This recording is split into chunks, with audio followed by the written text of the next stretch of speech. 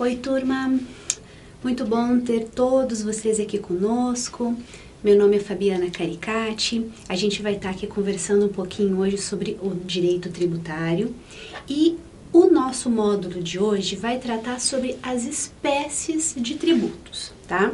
É importante que vocês tenham ciência de que esta matéria é uma matéria longa, tá? Então, nós vamos dividir os módulos conforme as espécies tributárias. Então, para que vocês tenham o conteúdo completo dessa matéria, vejam, né, assistam os vários módulos que nós teremos a respeito disso, tá bom? Hoje nós vamos falar especificamente sobre vamos dizer assim, uma disposição geral, né, sobre as espécies tributárias e vamos também tratar sobre os impostos, tá? Como a primeira espécie tributária específica, tá bom?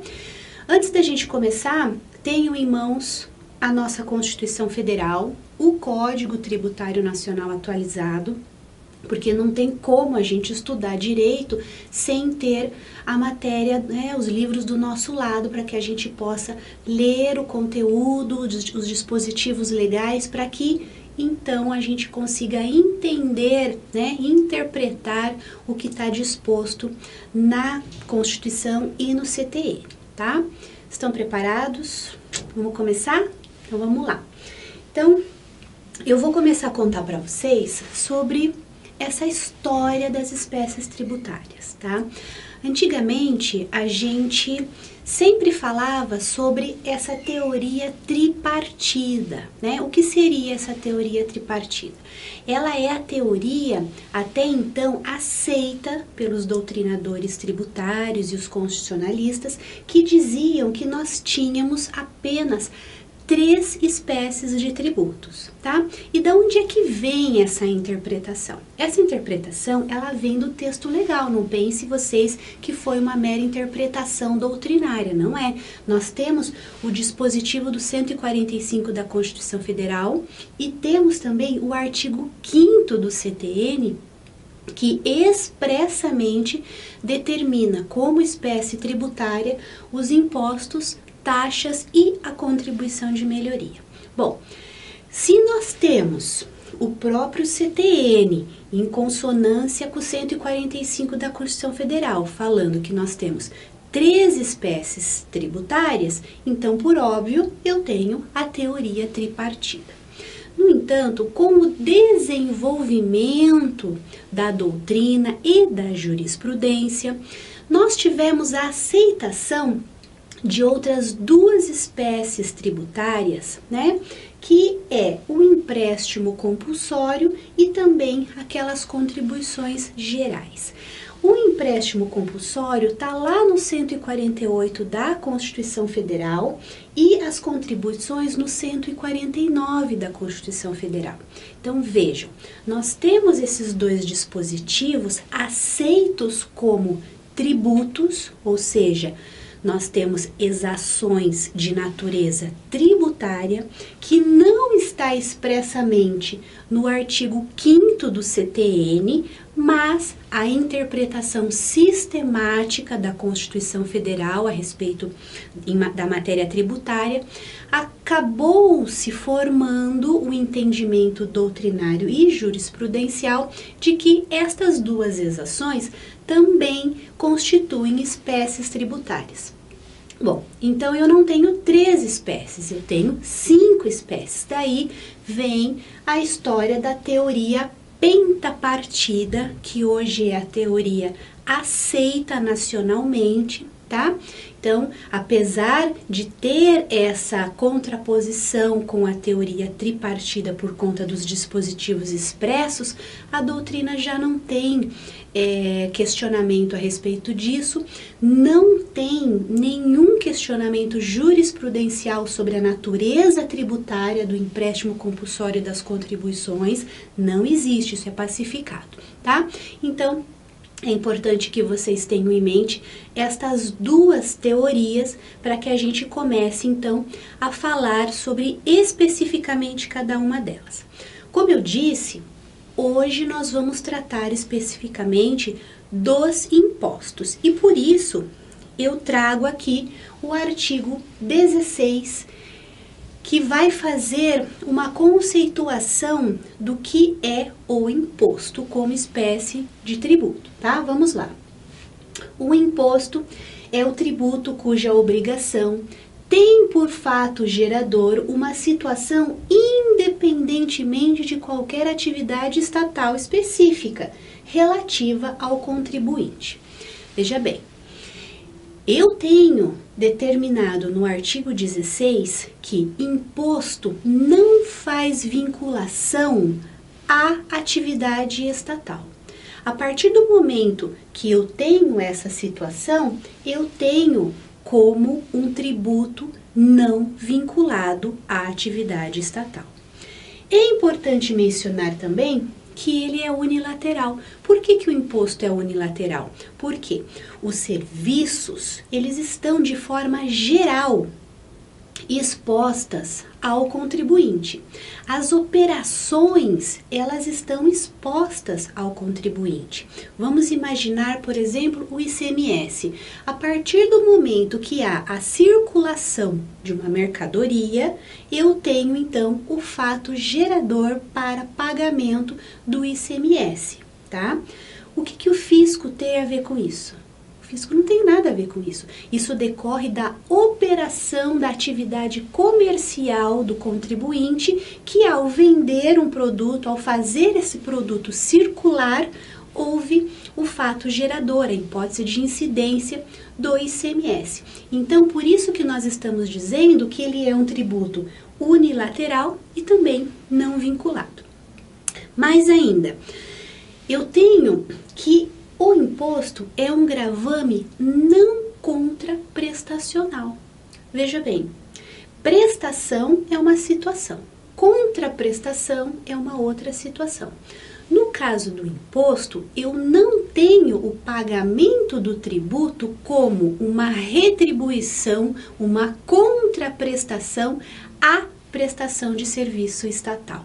Então, isso faz relação direta com o fato do imposto não ser vinculado e ele não representa uma contraprestação, uma retribuição por conta de uma ação estatal específica, ok? Estas são características dos impostos. Vocês precisam entender esta questão para que vocês consigam fazer a diferenciação do imposto com as taxas, com a contribuição de melhoria e as outras espécies tributárias. Então, tenham em mente, vocês precisam efetivamente memorizar que o imposto é um tributo não vinculado, é um tributo unilateral e não é um gravame contraprestacional. Tranquilo? Vamos seguir aqui. Eu preciso mencionar com vocês também o princípio da não afetação que envolve os impostos. Bom, o que significa um imposto, um princípio da não afetação? Eu trago para vocês o artigo 167, que vai dizer o seguinte: são vedados, veja lá o inciso 4, a vinculação de receita de impostos a órgão, fundo ou despesa, ressalvadas algumas situações. Então, o que significa essa vedação de vinculação da receita do imposto com órgão, fundo e despesa? Veja, as operações, os fatos geradores dos impostos, eles são aqueles definidos pela Constituição Federal, aqueles regulados pelo Código Tributário Nacional. Esses tributos, eles não são vinculados. Se eles não são vinculados, se eles são unilaterais, eu não posso fazer a exigência do pagamento de um tributo, ou seja, gerar uma receita estatal e fazer a vinculação dela a um órgão, a um fundo ou uma despesa, tá? Diferente de outras espécies tributárias que há esta vinculação, tá?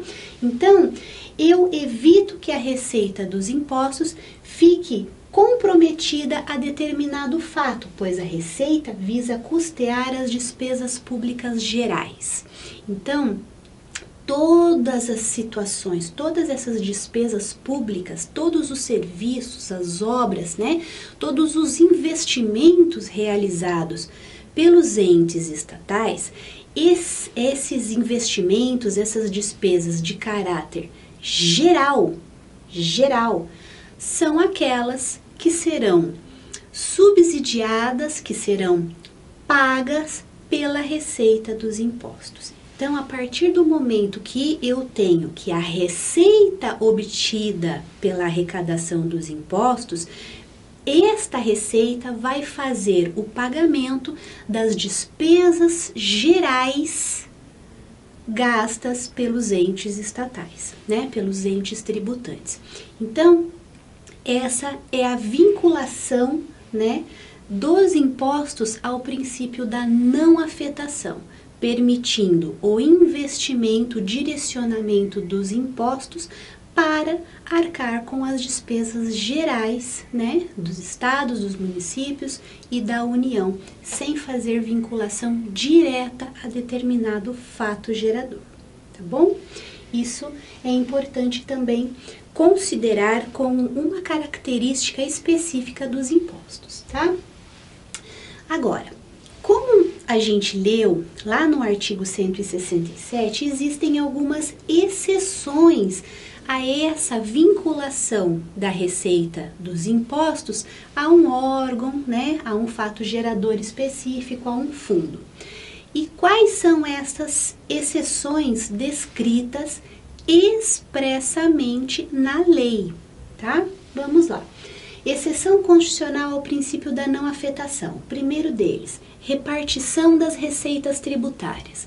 Então, eu tenho a autorização de que o produto da arrecadação dos impostos pode ser efetivamente repartido entre os entes da federação. E isso não há qualquer problema.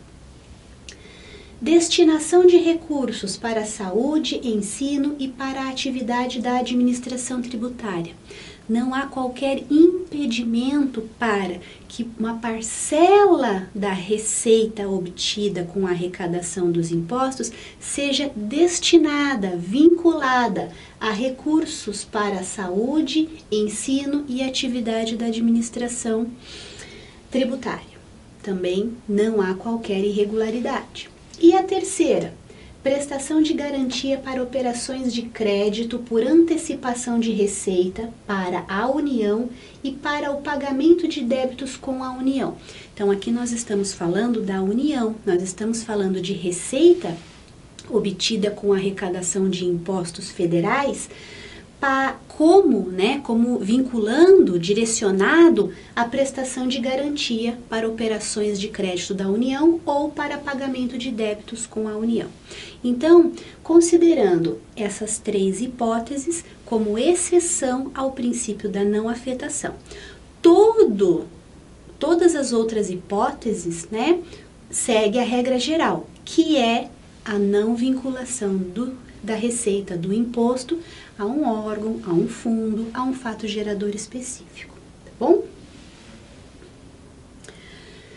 Temos uma outra exceção que não está lá no artigo mencionado, mas está no 204 da Constituição Federal. O que diz o artigo 204? Ele vai autorizar a vinculação da receita do imposto no valor de 0,5% da receita líquida dos estados e do Distrito Federal para o Programa de Apoio e Inclusão e Promoção Social. Então, lá no 204 também tem uma exceção ao princípio da não afetação que vai fazer direcionamento de parte da receita dos impostos, né, dos estados e do Distrito Federal para os programas de apoio à inclusão e promoção social.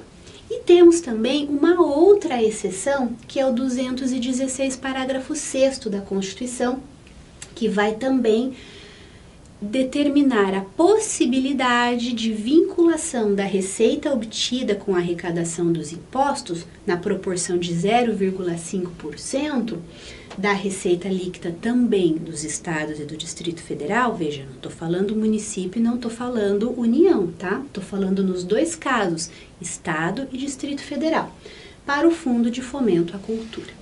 Então, estas também são algumas hipóteses do princípio da não afetação que está diretamente ligado aos impostos, tá bom? Agora eu preciso mencionar com vocês a competência para a instituição dos impostos. Veja, é importante que vocês entendam esta competência, que ela vai ser oposta, diferente da competência que atinge as outras espécies tributárias. Aqui, em relação aos impostos, nós temos competência privativa. Veja bem, a competência privativa para a instituição de impostos é aquela determinada pela Constituição Federal. A Constituição Federal vai determinar, vai fazer previsão expressa, tá? De modo taxativo da lista de impostos federais, estaduais e municipais, sem esquecer da possibilidade de competência residual, tá?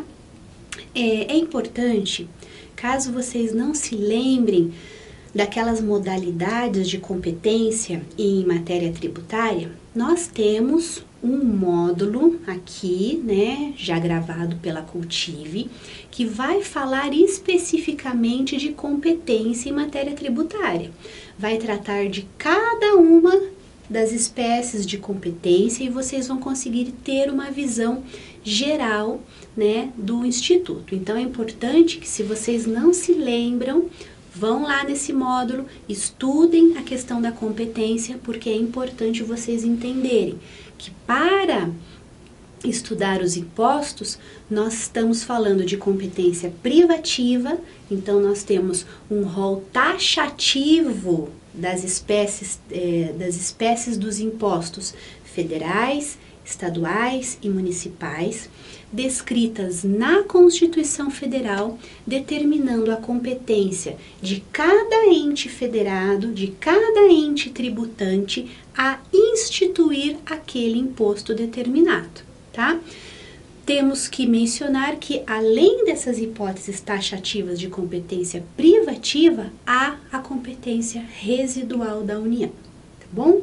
Então, isso é importante mencionar também. Por falar em impostos de competência privativa dos entes da federação, nós vamos tratar sobre o artigo 153 da Constituição, que vai falar da competência da União para instituir os impostos federais. Então, se eu tenho União, a União faz a instituição dos impostos federais, que vai ter aplicabilidade em todo o território nacional. E daí, quais são os impostos federais de competência privativa da União? Lá no 153 da Constituição vão estar descritas as hipóteses. Qual que é? O imposto de importação, o imposto de exportação, o imposto de renda, o IPI, né, o Imposto sobre Produtos Industrializados, o IOF, que é o Imposto sobre Operações Financeiras, o ITR, né, Territorial Rural, e o IGF, o Imposto sobre Grandes Fortunas, que, apesar de disposto lá no 153, nós não temos aplicabilidade no território nacional porque não temos regulamentação, tá? Mas, enfim, se perguntarem, tá lá no 153 que pode ter, né? Aliás, o Imposto sobre Grandes Fortunas é um imposto que vigora em grande parte dos demais países. A França é um exemplo, né, para a arrecadação e a instituição deste imposto, mas hoje no Brasil ainda a gente não pode falar sobre sua aplicabilidade por conta de falta de regulamentação, tá? É importante também mencionar que, em âmbito de competência de impostos federais, eu tenho que comentar com vocês o artigo 154 da Constituição Federal, que vai tratar sobre o imposto residual e o imposto extraordinário de guerra. Então, além destes impostos aqui, determinados no 153, eu vou ter a possibilidade da União instituir o imposto residual e o imposto extraordinário de guerra, né? Seja guerra iminente, seja guerra eclodida, tá? Que vai estar disposto no 154. Então, eu preciso que vocês peguem o dispositivo do 153, leiam na íntegra. Peguem o artigo 154 e leiam o 154 na íntegra. A partir do momento que vocês fazem essa leitura dos dispositivos, dos artigos, né, a norma crua, né, que a gente costuma dizer, vocês vão ter uma facilidade na memorização dessas características dos impostos federais, tá bom? Vou falar para vocês agora sobre os impostos estaduais. Os impostos estaduais, aqueles de competência tributária dos estados e do Distrito Federal, essa competência vai estar determinada lá no artigo 155 da Constituição Federal. Então, parem tudo, né, e peguem a Constituição para que vocês façam a leitura do 155 na íntegra. E o que está disposto no 155? Quais são os impostos estaduais descritos na Constituição? O ITCMD, o ICMS e o IPVA. Então, impostos de competência dos estados, ou seja, impostos estaduais, nós temos determinado pela Constituição Federal o ITCMD, o ICMS e o IPVA. Ok? Bem tranquilo. E, por fim, temos os impostos de competência dos municípios, que são, portanto, os impostos municipais. Estão descritos lá no 156 da Constituição Federal, que eu também quero que vocês leiam na íntegra. E o que está determinado? O IPTU, o ITBI e o ISS. Então, 3 impostos municipais também de competência privativa dos municípios. Agora, algumas características importantes que vocês precisam saber. Se eu estou falando de competência privativa dos entes da federação, eu estou também determinando que os impostos devem ser instituídos por lei. E que lei é essa? É a lei ordinária, tá? É a lei ordinária. Mas nós temos duas exceções que podem ser instituídas por lei complementar. E isso é determinado no 154, inciso 1 da Constituição, que determina que o imposto sobre grandes fortunas e também o imposto residual obrigatoriamente precisa ser instituído por meio de lei complementar. Então, por se falar em lei complementar, aqui nós não temos em relação ao imposto sobre grande fortuna, tá bom? Então, tenham em mente a regra geral, imposto lei ordinária. E existem duas exceções, que é o IGF e o imposto residual, que vai estar lá no 154 da Constituição Federal. Vamos fazer agora uma breve classificação doutrinária a respeito dos impostos, tá?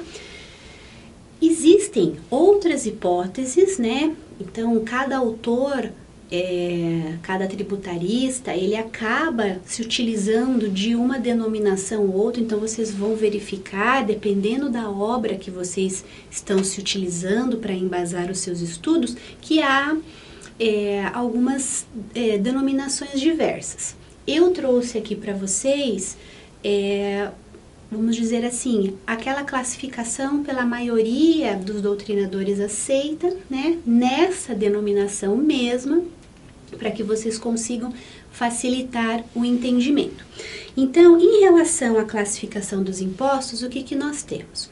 Nós temos a primeira classificação, são os impostos diretos e são os impostos indiretos. Então, com base nessa classificação, o que que nós temos quanto aos impostos diretos? Aqueles em que não há repercussão econômica do encargo tributário.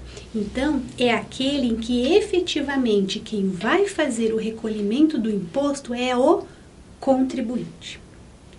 Imposto direto que vai ser arcado pelo contribuinte. Por outro lado, eu tenho os impostos indiretos, que são aqueles em que efetivamente há a repercussão do encargo, ou seja, o ônus tributário repercute em uma terceira pessoa.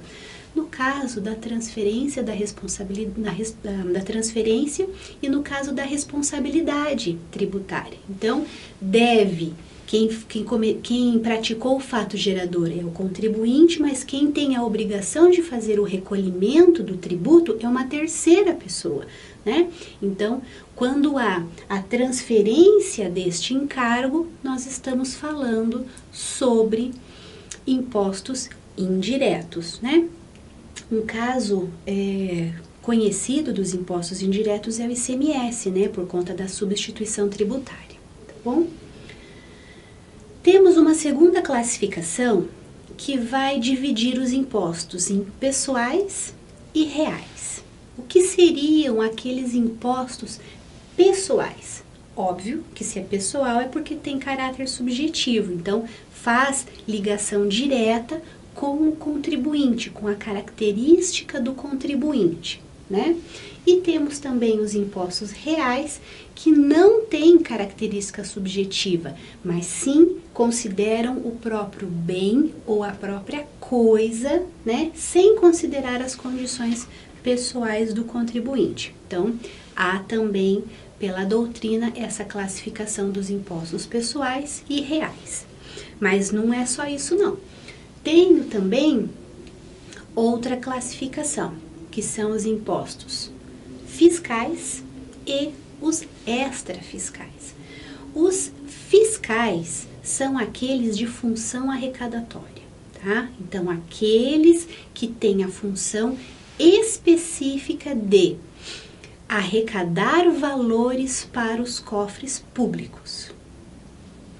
E temos os impostos extrafiscais, que o objetivo deles não é apenas arrecadar, mas eles podem ser alterados com uma facilidade maior como forma de regulação do mercado.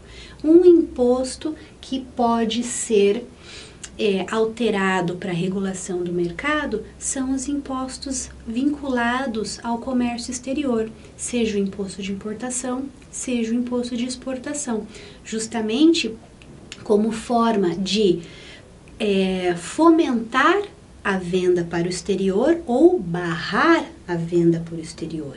Ou o inverso também, fomentar o ingresso de mercadorias estrangeiras para o país ou barrar, né, diminuir, frear o ingresso de mercadorias para o território nacional. Então, estes também têm a função regulatória, por isso que são chamados de impostos extrafiscais, tá bom? Uma outra característica importante em relação aos impostos é ser ele progressivo ou proporcional. Veja bem, a gente falou bastante em outra aula a respeito do princípio da progressividade, da capacidade contributiva, né, do contribuinte. Então aqui ele vai fazer relação direta a esse princípio da capacidade contributiva que tem um fim maior, que é a justiça fiscal, tá? Então, os impostos que são progressivos, eles têm incidência de alíquotas variadas.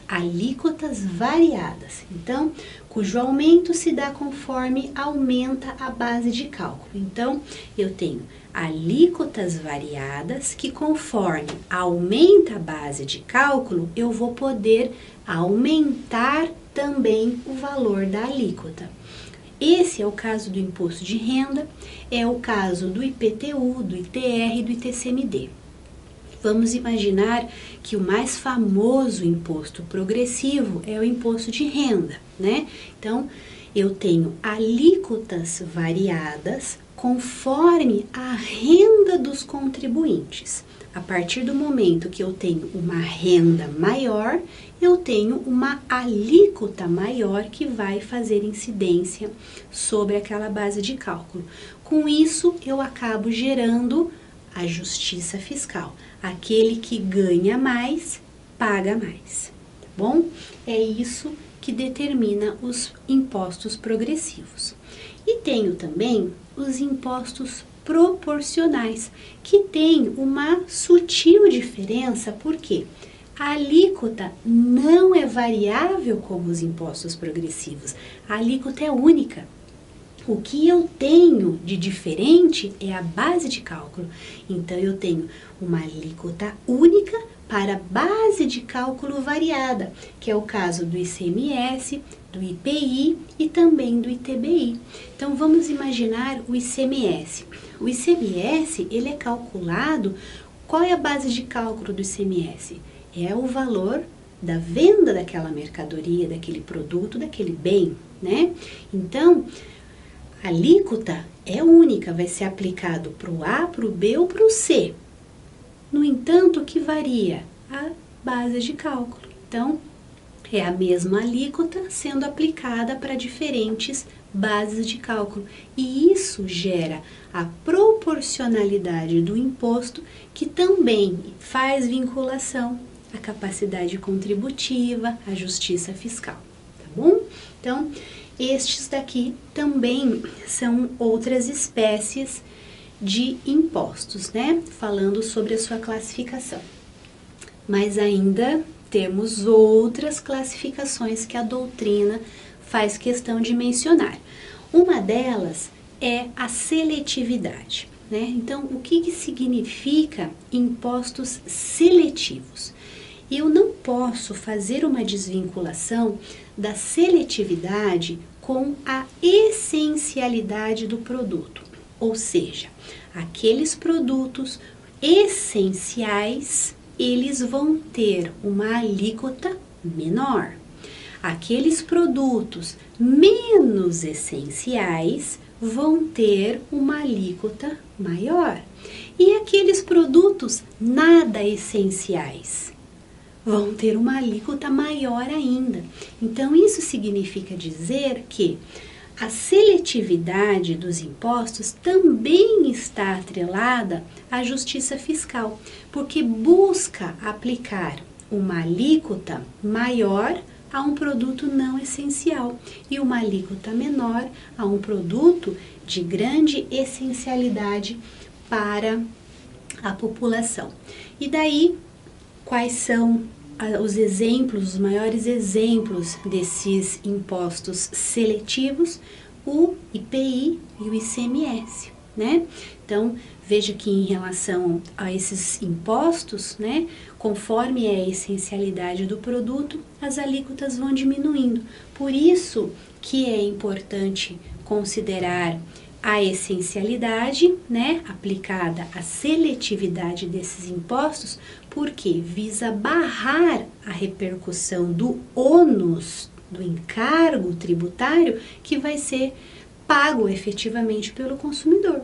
Então, a partir do momento que o ICMS e o IPI, a gente tem o encargo do tributo, o ônus tributário transferido ao consumidor final, então vem o Estado e fala, bom, esse produto é essencial, então eu vou diminuir essa alíquota para que o consumidor não tenha que arcar com este valor por conta da essencialidade dele, tá bom? Então, é importante a gente mencionar que a seletividade também é aplicada a imposto indireto, ou seja, quem assume o ônus do tributo, o encargo financeiro, econômico, não é o produtor, mas um terceiro, que neste caso, quando se fala de seletividade, quem assume esse encargo é o consumidor. Então, esse princípio da seletividade só será aplicado a impostos indiretos, tá? Evitando, né, barrando essa transferência de um grande ônus, né, ao consumidor. E temos também uma última classificação que vai fazer a divisão dos impostos segundo a disposição do CTN, né? Então, o CTN vai fazer uma classificação dos impostos conforme sejam eles aplicados ao comércio exterior, né, que até mencionei, imposto de importação, de exportação, sobre o patrimônio e a renda, né, por exemplo, imposto de renda, sobre a produção e a circulação, que é o IPI, né, o ICMS, e os impostos especiais de guerra. Então, há essa divisão pelo próprio CTN, mas é importante eu mencionar para vocês que esta é uma divisão que nem todos os autores concordam com ela, muito pelo contrário, a maioria não fala a respeito disso, mas eu achei interessante colocar aqui para vocês, porque se tiver uma questão de concurso, né, uma questão da OAB que mencionar esta classificação, vocês vão saber, olha, a professora Fabiana falou que tinha efetivamente uma classificação dos impostos a respeito da ordem seguida pelo CTN, tá bom? Então, tá aqui para vocês esta informação. Eu trouxe essas explicações e fiz uma extração do que diz o professor Sabag. Eu gosto bastante deste manual de direito tributário, tá, do professor Sabag, e tenho também bastante facilidade de entendimento, e por isso que eu trago para vocês o curso de direito tributário do Hugo de Brito Machado, tá? Aqui são duas referências que vocês podem estar se utilizando para complementar a aula de hoje. Veja bem, esses complementos são extremamente importantes para a memorização das classificações, das características dessa espécie tributária, que são os impostos, que nós estudamos hoje, tá bom? Que vocês tenham excelentes estudos e eu espero vê-los na próxima aula, tá? Um abraço!